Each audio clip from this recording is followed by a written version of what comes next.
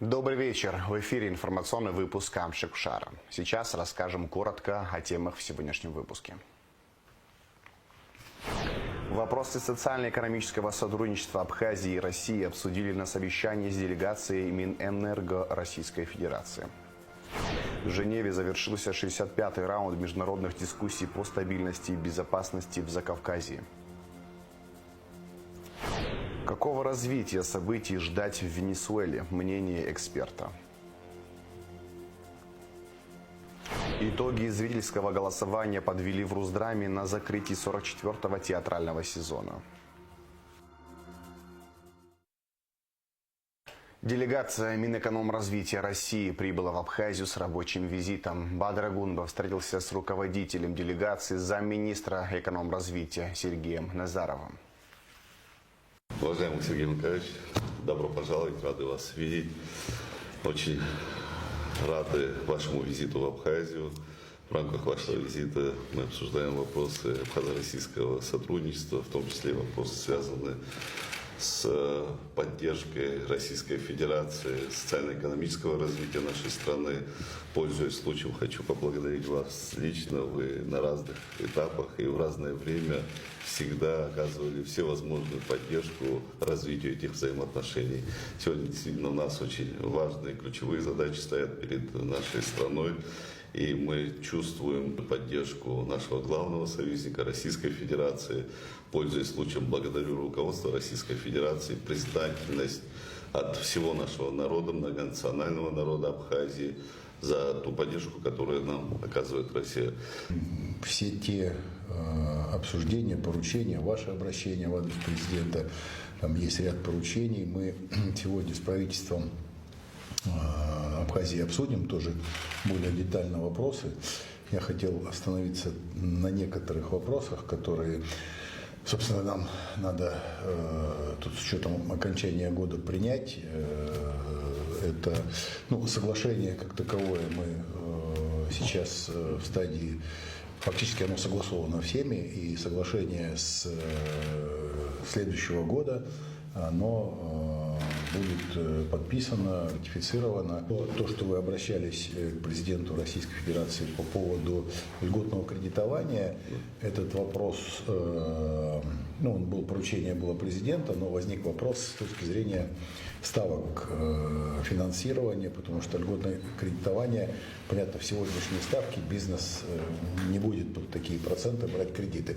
Поэтому мы сейчас в проект бюджета заложили субсидии. Банки у нас здесь присутствуют, они приехали. Это 3 банка: ВЭБ, ВТБ и Россельхозбанк.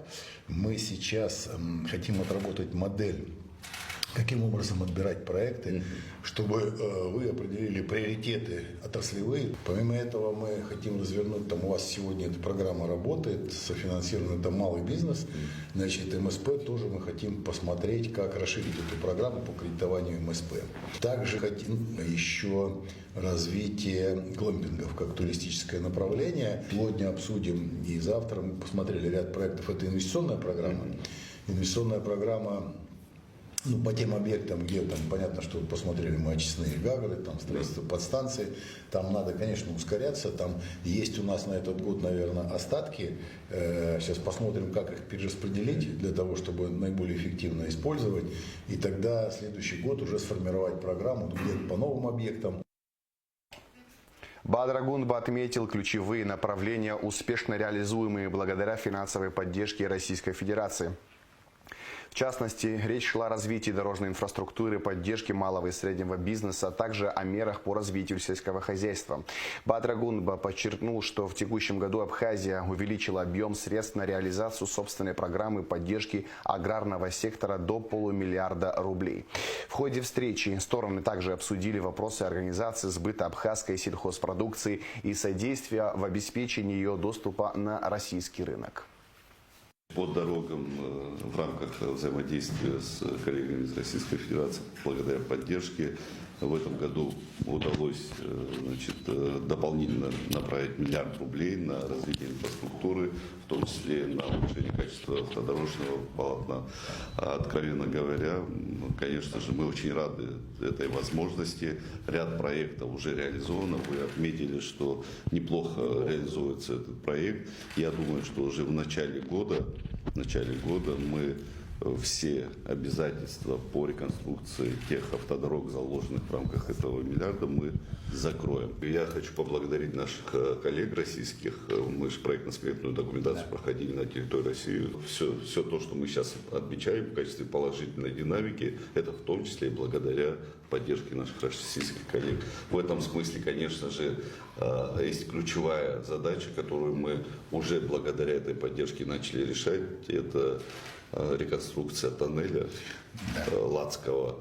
Вы знаете, что там буквально ситуация аварийная была. Если бы тоннель мы не стали бы восстанавливать, возможно, мы потеряли бы доступ к Верхнему Лату. Поэтому это ключевое направление. Работы уже начались по улучшению дорожного полотна. Сейчас, когда тоннели доберутся, уже работы внутри самого тоннеля. Еще одно направление, которое не мог бы не отметить, это поддержка среднего и малого предпринимательства. 126 миллионов российской финансовой помощи направлены на реализацию этого проекта. Это ключевое тоже направление создания налогооблагаемой базы, создания дополнительных рабочих мест. Именно такого рода направления позволит и нам сосредоточить свое внимание на поддержке и предпринимательства, с одной стороны, и вопросы, связанные с увеличением доходной части бюджета. Этот проект реализовывается. Конечно же, есть определенные сложности, связанные с требованием к участникам, но думаю, что эти вопросы тоже преодолимы. Когда есть возможности, должны быть и пути реализации этого проекта. Но в целом я положительно хочу отметить реализацию этого проекта. Еще одно направление очень важное – это развитие сельского хозяйства, учитывая все-таки, что республика наша и, с одной стороны, отрасли туристической и сельского хозяйства ключевые. В этом смысле, наверняка вы знаете, что мы поддержку сельского хозяйства программы подняли до $500 миллиарда. Несмотря на все те сложности, которые сохраняются у нас в бюджете, мы считаем его важным ключевым направлением.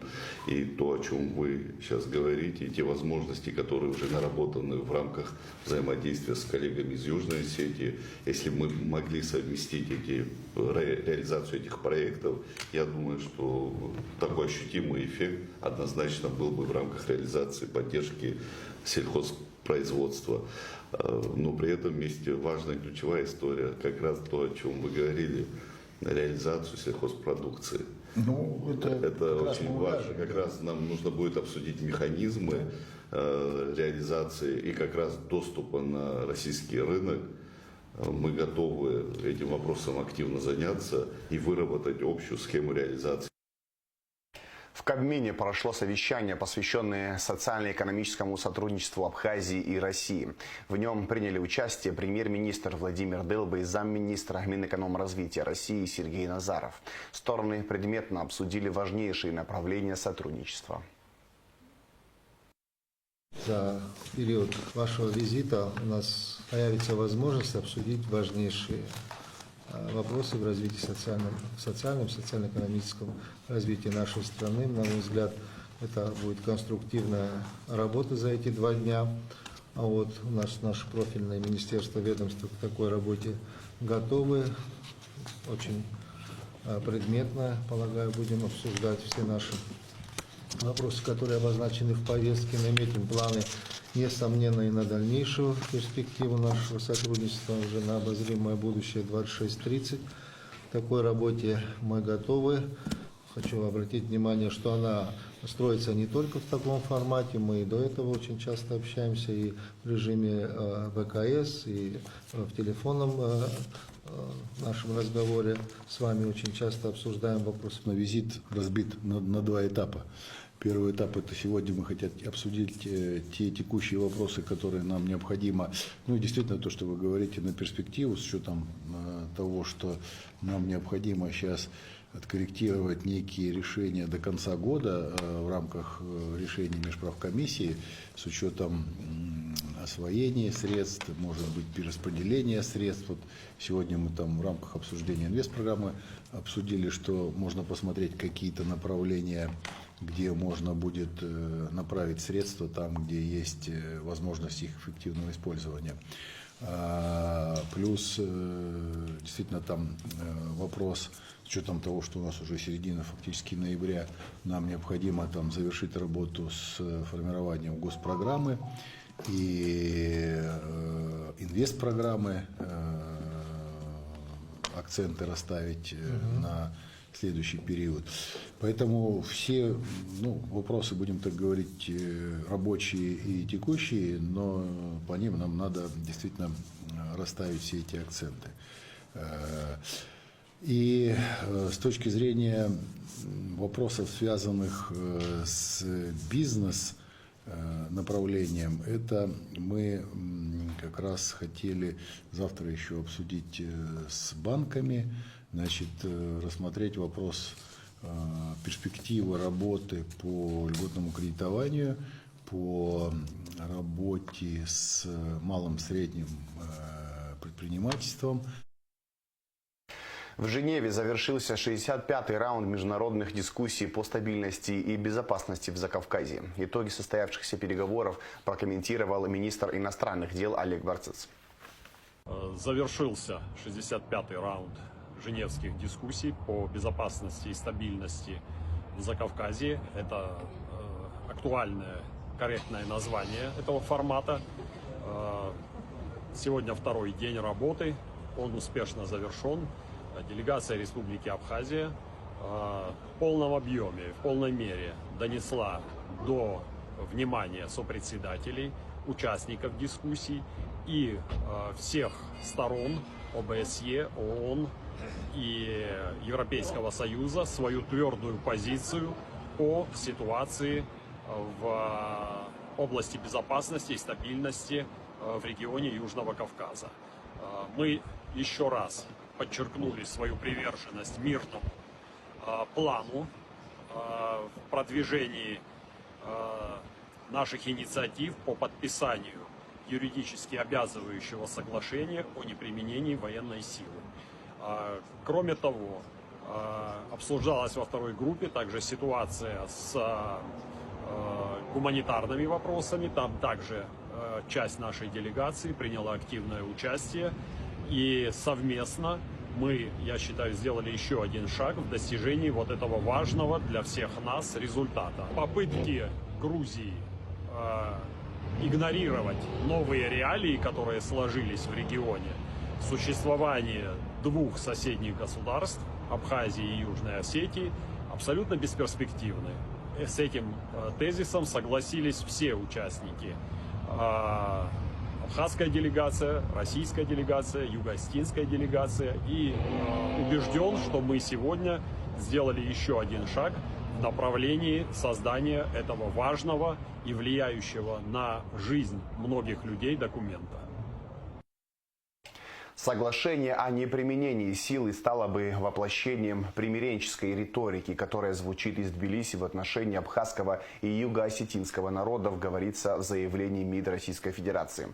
Актуальность такого шага возрастает на фоне подстрекательского призыва извне Грузии вернуть с помощью военной силы «отколовшиеся регионы» в кавычках, а также неприкрытых планов по освоению этого государства со стороны НАТО, подчеркнули в ведомстве. Главным препятствием переговорам по гуманитарным вопросам МИД Российской Федерации назвал крайне политизированную резолюцию по внутренне перемещенным лицам, которые Грузия ежегодно вносит на рассмотрение Генассамблеи ООН. Так как обсуждение указанной проблематики в нарушении имеющихся договоренностей на других площадках без участия представителей Сухума и Цхинвала делает невозможным ее рассмотрение в формате международных дискуссий по стабильности и безопасности в Закавказье, указали в МИД. Венесуэла объявила массовую мобилизацию армии и проведение учений из-за наращивания военных кораблей и войск США в Карибском море. Напомним, западные СМИ периодически пишут, что США могут в любой момент начать удары по Венесуэле. Пока они били только по судам в море, которые, как утверждается, перевозят наркотики. В России на ситуацию уже отреагировали. Совет Федерации призвал ООН и мировые парламенты осудить угрозы применения силы против Венесуэлы и поддержать мир в регионе. О возможном развитии ситуации в Венесуэле мы проговорили с политологом-американистом Игорем Пшеничниковым. Значит, предлог смешной, да, но суть-то ясна. И они, значит, нацелились на венесуэльскую нефть. А запасы нефти в Венесуэле, напомню, самые крупные в мире. Вот. И уже с конца 90-х американцы не контролируют ни добычу, ни экспорт нефти, ни венесуэльской. А раньше этим занимались, кстати, в открытую, грабили эту страну как могли. Конец этому пришел в конце 90-х, когда к власти пришел покойный ныне Уго Чавес. Вот, да, и политика Чавеса была продолжена Николасом Мадуро. Вот, и американцы на протяжении уже долгого времени, и в первую каденцию Трампа, и сейчас, значит, пытаются все вернуть на круги своя. Как это можно сделать? Прежде всего, значит, сменить режим. Они пытались это сделать политическими средствами в первую каденцию Трампа. Значит, если помните, был такой персонаж Хуан Гуайдо, которого они объявили временным президентом Венесуэлы. Вот, значит, этот проект не состоялся. Он был, значит, венесуэльцами успешно провален. Вот, и венесуэльцы, так сказать, щелчок такой по носу Трампу дали, и он эту обиду, конечно, не терпит. Но дело не в личной обиде, а дело в том, что под боком у Штатов огромная, значит, нефтяная кубышка, до которой у них руки не доходят. Почему она сейчас важна именно сейчас? Мы же видим, какое складывается вообще геополитическое, значит, положение в разных уголках мира, особенно в нефтеносных, на Ближнем Востоке, где очень все нестабильно, да. Операция Израиля из Штатов против Ирана, она не завершена, и в том случае, если Израиль вознамерится по-настоящему уничтожить Иран, то это может привести к коллапсу экспорта энергоносителей из того региона. Вот. А в таком случае запасы нефти Венесуэлы приобретают для Штатов первостепенное значение. Именно этим же, кстати, объясняется то, почему сейчас, значит, американцы пытаются взять контроль экспорта и газа, и нефти из Нигерии. Это все звенья одной цепи. Вот конкретно, значит, что касается Венесуэлы, что там можно ждать? Мне кажется, что Трамп, во-первых, значит, попытается сделать то, что они сделали с Израилем в отношении Ирана, вот во время этой 12-летней войны недавней. Значит, будут бомбить, конечно, будут бомбить. И главная цель Трампа – это лично президент Николас Мадуро. Его лично попытаются, значит, ликвидировать. Каким образом это будет? То ли это будет ракетный удар, то ли это, значит, работа американского спецназа. Кстати, об этом американцы тоже говорят открыто. Очень странно, что они это даже не скрывают. Понятно, что то есть элемент запугивания тоже есть.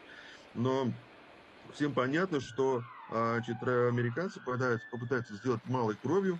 И прежде всего это они видят, значит, в ликвидации персональная Мадуро. Вот, а на его место уже, значит, они запланировали тоже известного персонажа, известного с помощью норвежцев, замечу. Значит, Норвежский Нобелевский комитет месяц назад объявил лауреатом Нобелевской премии этого года некую Марию Карину Мачадо. Это оппозиционный деятель. Она была неизвестна никому, всплыла на поверхность в 23 году. Вот, и вот сейчас ее объявили, значит, лауреатом Нобелевской премии мира. Вот она, вот видите ли, светоч и надежда, значит, всего демократического, значит, человечества, прогрессивного человечества.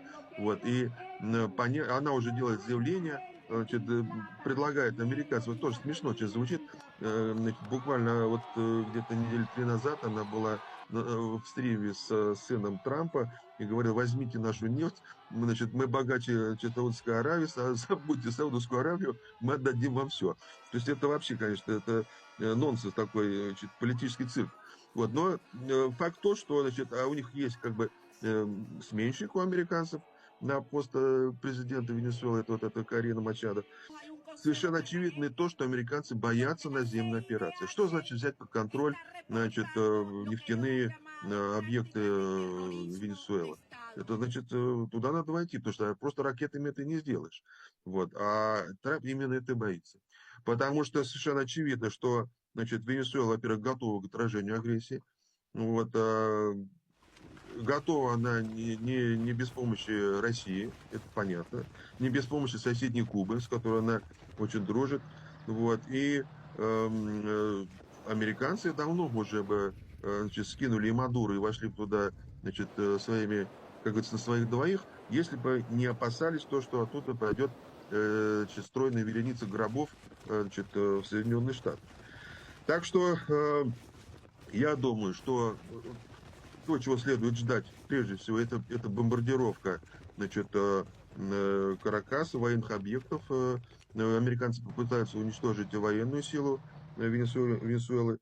Вот, и спровоцировать хаос в стране таким образом, чтобы значит, каким-то образом подвигнуть население страны, которое, кстати, поддерживает в большинстве своем Мадуро, вот, для того, чтобы они согласились значит, на любого персонажа, на любую смену власти, лишь бы вот этот хаос и бомбардировки прекратились. Мы, конечно, всего не знаем, надо подчеркнуть. Там мы знаем только, что есть соглашение, подписанное Россией и Венесуэлой в мае этого года. Путин и Мадуро подписали соглашение, оно только что ратифицировано было. Оно долго лежало как бы в парламентах двух стран и не было ратифицировано. А тут буквально вот неделю-две назад президент Путин совершенно демонстративно направил это соглашение, ратификацию в парламент наш. И оно было ратифицировано. Это был сигнал, понятно, Соединенных Штатов. Потому что в этом соглашении, кроме значит, различных пунктов о экономическом сотрудничестве и прочем, есть 14 пункт, в котором коротко, но совершенно ясно говорится о том, что страны сотрудничают значит, в военной области в интересах стабильности в регионе. Вот я сейчас думаю, что американцы этот 14 пункт значит, изучают под лупой и думают, что он может скрывать. А вот мы же все же не политики, да, мы всего лишь на все там журналисты и политологи, мы можем себе позволить сказать, предположить, что там есть такие значит, пункты закрытого соглашения, которые значит, заставляют американцев сделать не один, а может быть даже несколько шагов назад. Вот, и они, конечно, останавливают. Мы не знаем, что Россия поставила в Венесуэле, какие значит, вооружения, кроме уже известных самолетов, вертолетов, систем значит, ПВО и так далее. Может, есть какие-то другие вещи, которые значит, Россия уже демонстрировала значит, в других частях света. Вот, и американцы, конечно, значит, этого боятся. Так что пока наблюдаем ситуацию, как она будет развиваться, никому точно неизвестно. То, что мы сейчас говорим, я хочу еще раз это подчеркнуть, это прогнозы, предположения и, может быть, даже додумки.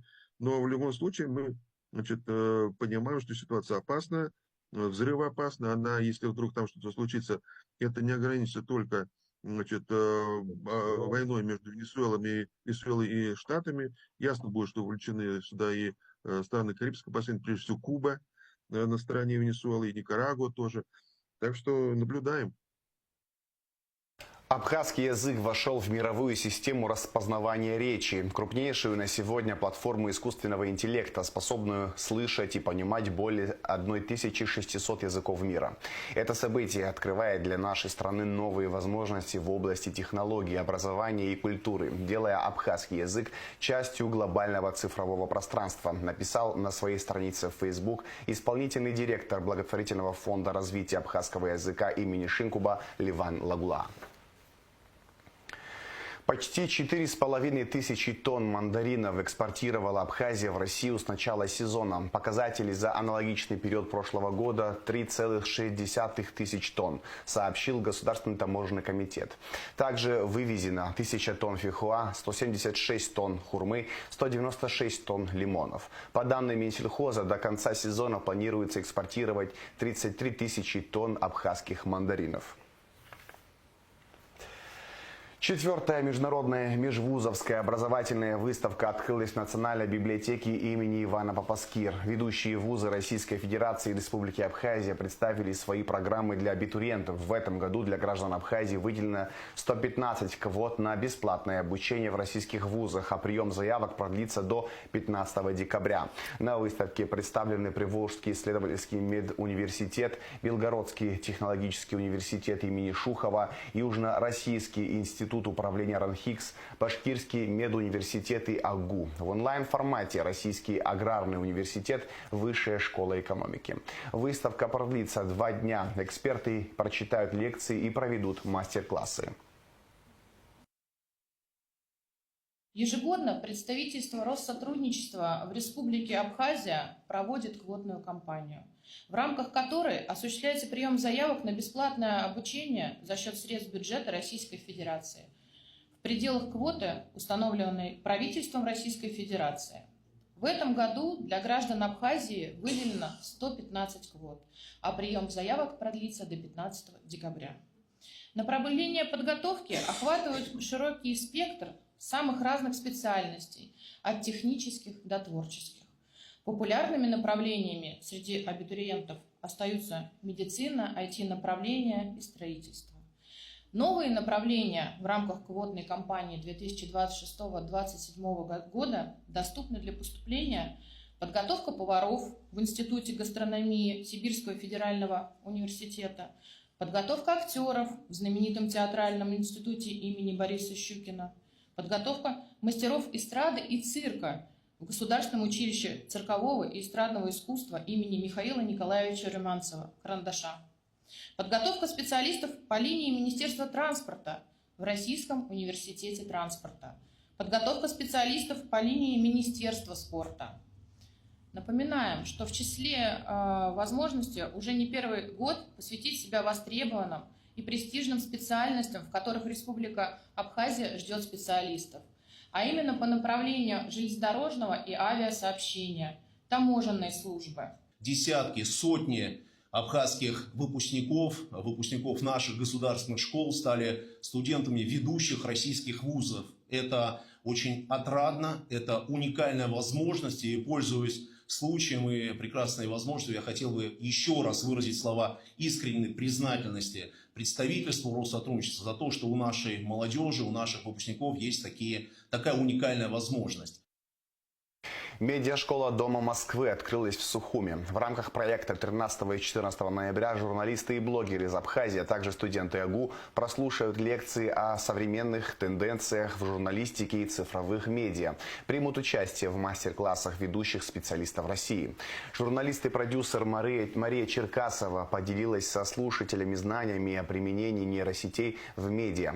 Она отметила, что несмотря на то, что нейросеть не заменит журналистов, она может значительно повысить продуктивность их работы, взяв на себя некоторые задачи. Благотворительная акция «Урок добра», приуроченная ко Всемирному дню доброты, проводится в школах Абхазии 13 ноября. В Сухумской школе номер 5 «Урок добра» провел депутат парламента Инар Гицба, а в Сухумской школе номер 1 директор КБФ Ашана, уполномоченный по правам ребенка в Абхазии Мактина Джинджолия. Основная цель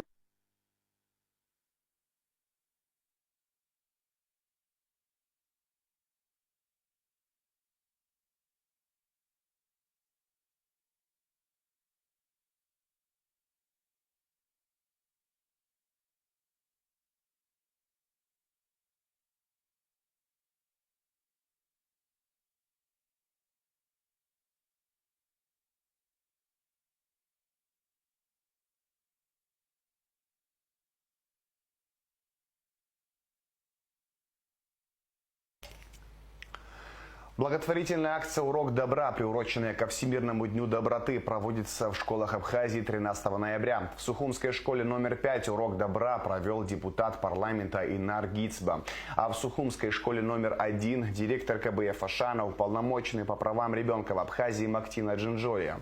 Основная цель акции – пробудить у детей понимание силы добрых поступков и показать, что именно через доброту можно изменить мир к лучшему. По инициативе культурно-благотворительного фонда Ашана в этом году, 11-й год, отмечается Всемирный день доброты в Абхазии. И в этот день во всех школах Абхазии проводятся уроки добра. Цель этих уроков – воспитать в подрастающем поколении понимание, что такое добро, что такое зло, чтобы они с детства понимали, что значит поддержать ближнего. И в этот день каждая школа, каждый класс проводит классные часы, посвященные Дню доброты. Также они проводят различные инициативы, благотворительные акции, ярмарки, аукционы. Есть классы и школы, которые посещают дома престарелых, семьи, которым нужна помощь. То есть инициативы совершенно разные, из года в год они меняются, и очень отрадно видеть, что эта акция стала традиционной, уже 11-й год проводится. Эта акция с первого года проводится при поддержке Министерства просвещения, и мы стараемся менять темы. В этом году у нас тема «Доброта спасет мир», она обширная, но мы постарались эти классные часы сделать интерактивными, активными. Акция однодневная, но в этом году есть инициатива Общественного совета при аппарате уполномоченного по правам ребенка «Школа добрых дел». В течение года будут предложены ряд инициатив. Министерство просвещения уже поддержало эту инициативу Общественного совета. Я думаю, что в ближайшее время будем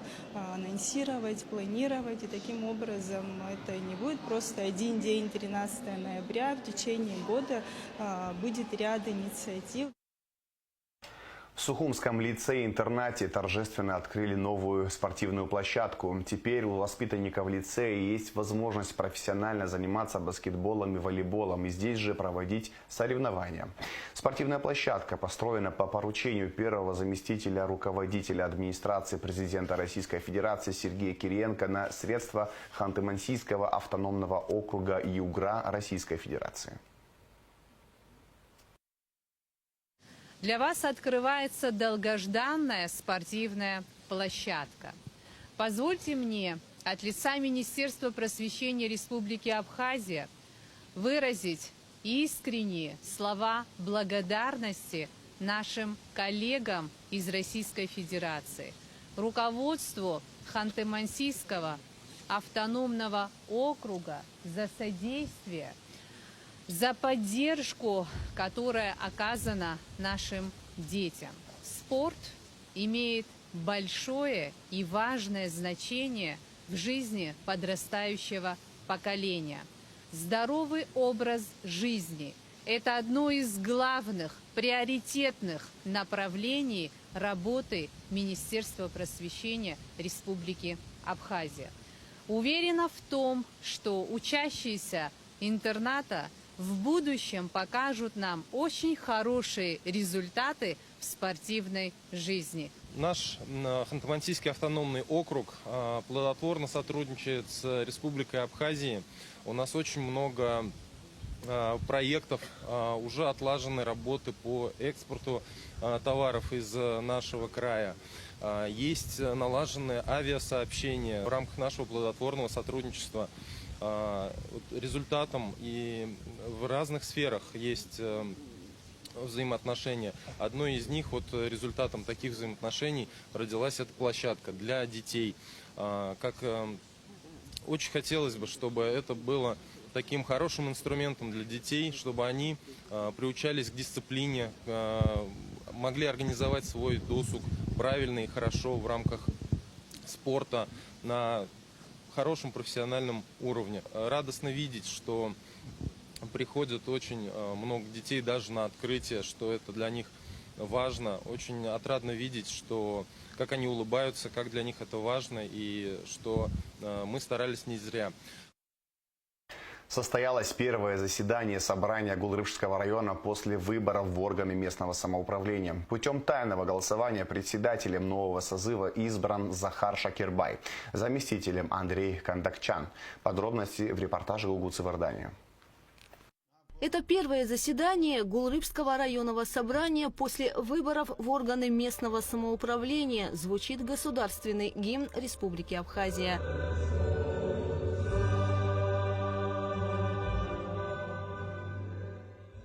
Выборы в органы местного самоуправления по Гулрыбскому району прошли активно, сообщил в начале встречи председатель районной избирательной комиссии Омар Кишмария. Голосование состоялось во всех 15 округах. В целом явка избирателей составила более 47%. Избрано 15 депутатов. У нас произошло обновление депутатского корпуса на 80%. Если говорить о возрасте, средний возраст депутатов составляет 44 года.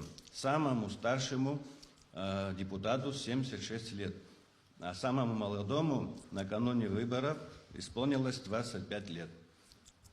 Вот такой состав у нас депутатов. В актовом зале администрации Гулрыбского района собрались представители общественности, депутаты бывших созывов районного собрания. Звучали напутственные слова и пожелания плодотворной работы. Самое главное – стать рядом с руководителем Саидом Геннадьевичем. То, что он делает, мы все вместе. Стать и сказать, мы вместе, мы те люди, которые хотим в районе жить, и в этом районе должен быть определенный и порядок, и закон, и чтобы население сказало, выбрали мы в самом деле тех людей, которые были достойны тогда, и они себя показали. Показали с положительной стороны. Дай Бог вам здоровья и держитесь. Держитесь, нашу эстафету ведите вперед. На повестке первого заседания Гулрыбского районного собрания выборы председателя нового созыва. Путем тайного голосования им стал Захар Шакирбай. Результаты объявил избранный депутат Аслан Ломия. Проголосовали 15 депутатов. За кандидатуру Шакирбай проголосовало 14, 1 воздержался. Решение по результатам тайного голосования по выборам председателя собрания Гулрыбского района председатель собрания Гулрыбского района Шакирбай Александр Захар Александрович.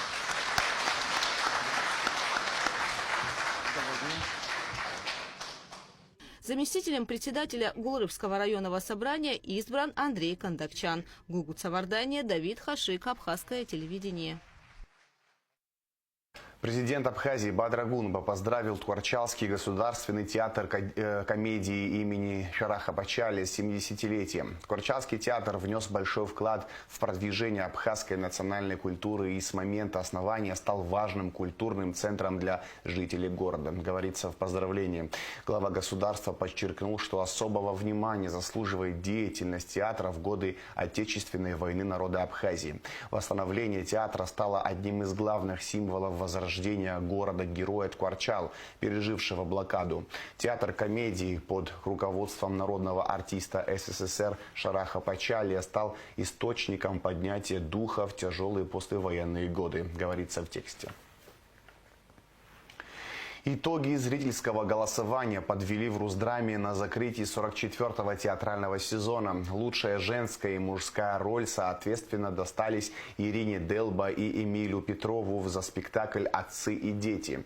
Лучшим режиссером стал Андрей Сидельников за спектакль «Мышеловка». Лучшим спектаклем также названа постановка «Мышеловка». О победителях в других номинациях в следующем материале.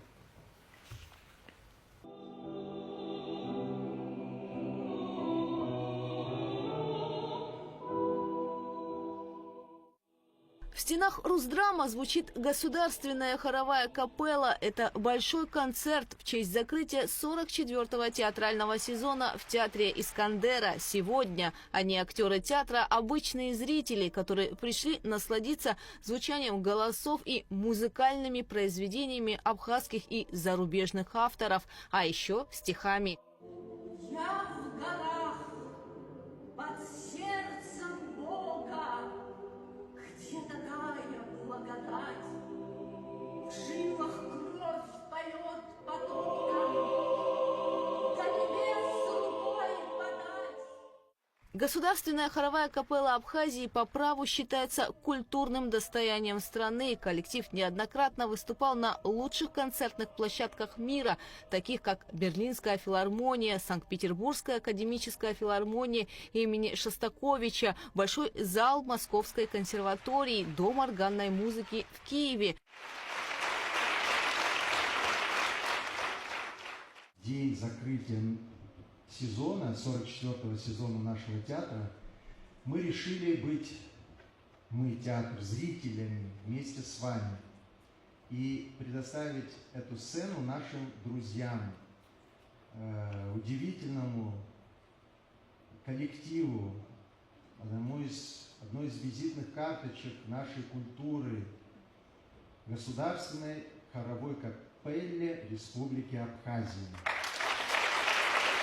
За 44-й театральный сезон актерами труппы было сыграно сотни спектаклей, и все с душой, но зритель выбирает лучших из лучших.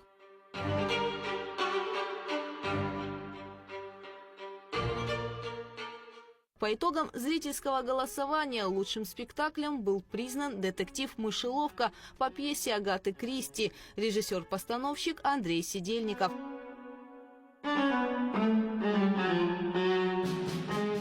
В номинации «Лучшая женская роль» выиграла Ирина Делба в роли Анны Одинцовой в спектакле «Отцы и дети». Спасибо. Спасибо большое капелле, которая подарила нам сегодня такой праздник. Спасибо Барасу за его талант и творчество. Спасибо Ираклию Ивазовичу за мой творческий путь, потрясающий, бесподобный. Спасибо вам, дорогой зритель, что вы у нас есть и что вас так много. Спасибо. Лучшая женская роль второго плана принадлежит Симоне Спафопула. Лучшую мужскую роль по итогам зрительского голосования сыграл Эмиль Петров. Мужскую роль второго плана Леон Гвинджи. Лучшая работа художника по костюмам принадлежит Анастасии Тереховой. Лучшим художником по свету стал Константин Удовиченко в спектакле «Безымянная звезда». Лучшая работа композитора принадлежит Алексею Сееву в спектакле «Мышеловка». Лучшая работа художника-постановщика Илье Кутянскому. Работа режиссера-постановщика Андрея Сидельникова в спектакле «Мышеловка» также признана лучшей. Следующий сезон откроется премьерой, показом чеховской «Чайки» 21 ноября.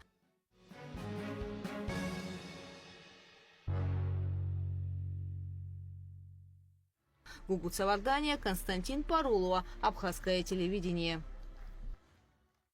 Близится всеми любимый праздник – Новый год. В это время браконьеры начинают охоту на хвойные деревья. Несмотря на действующий закон, лесоводы не успевают собирать вырубленные елки. Так, на горе Мамзыщха лесники обнаружили более 200 незаконно вырубленных хвойных деревьев. Нала Чинджери расскажет детали. В Абхазии запрещена вырубка вечнозеленых растений. Несмотря на действующий закон, люди все так же срубают новогодних красавиц в преддверии праздника. Одним из основных мест вырубки вечнозеленых растений является лесное хозяйство в городе Гагра. На территории данного лесничего хозяйства произрастает немало хвойных деревьев. Так, 10 ноября на горе Мамзыщха неустановленные лица срубили более 230 елок. Работа еще продолжается. Хочу поблагодарить ребят, которые не безразлична эта обстановка насчет вырубки ели. Охотники помогают нам. У нас не хватает людей, у нас один человек на Мамзыщхе работает. Кто ходил в лесу, он понимает, что такую территорию, огромную территорию, очень тяжело, но позавчера спустили 231 корень.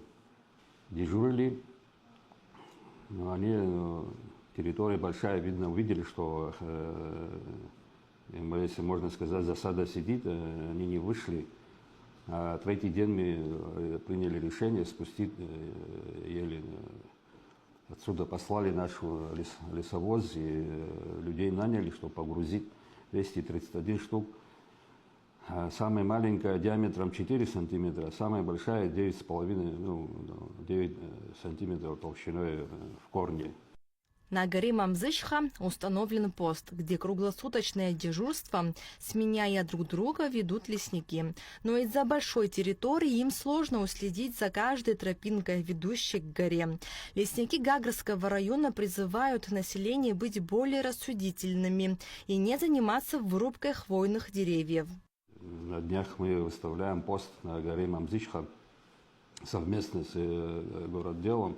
Ежегодно это у нас дело, дай Бог здоровья этим ребятам. И стараемся, боремся с этим злом, если так сказать. Вырубка пихты, елки, запрещен в Абхазии. Если запретили бы продавать, как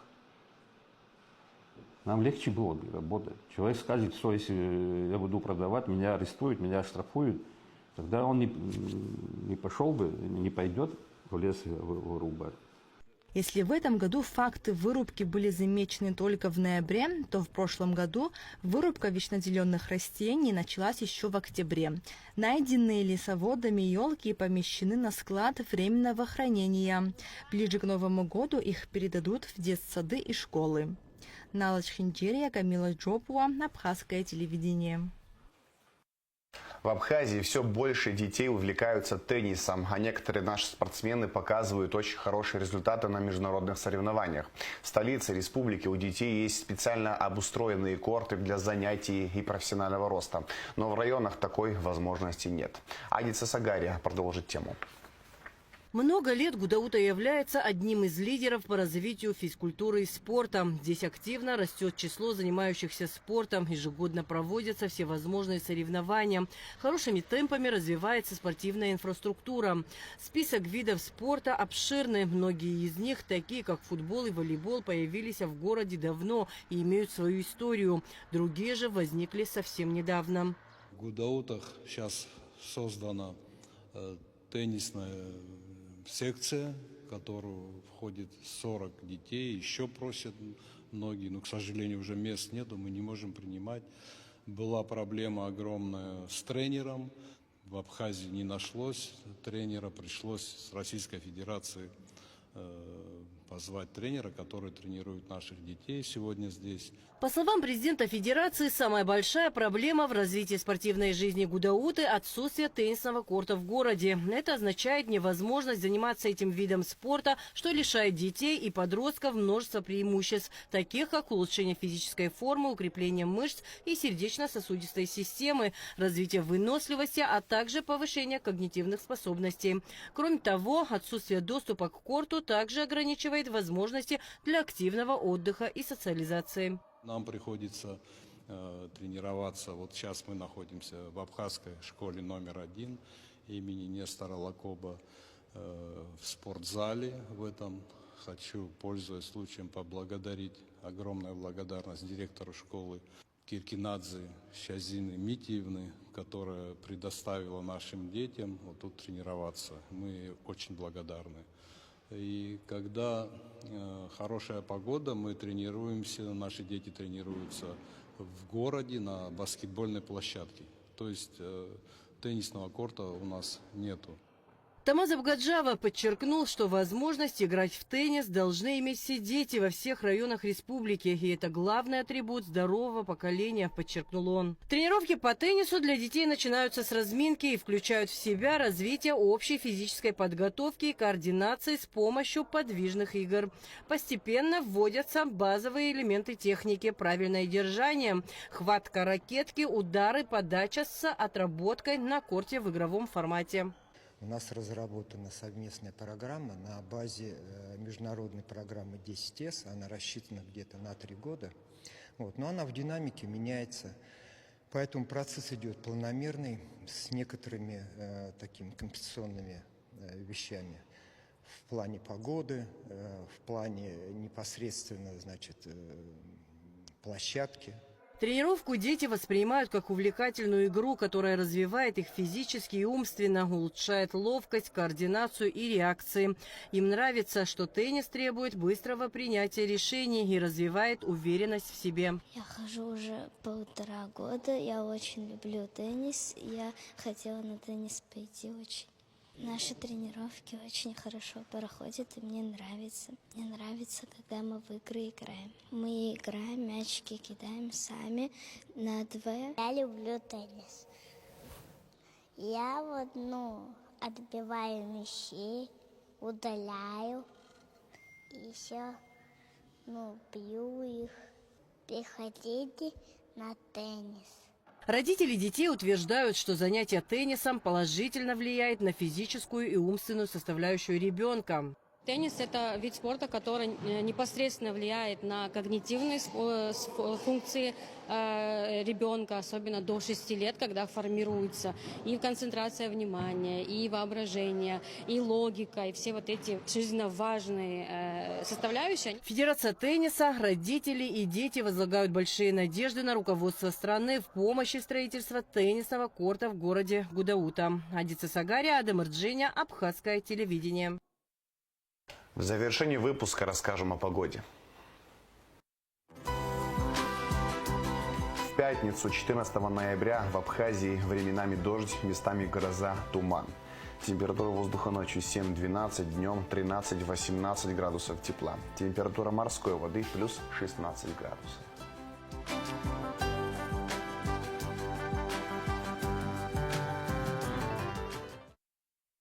На этом информационный выпуск Амшакшара подошел к концу. Всего хорошего. До свидания.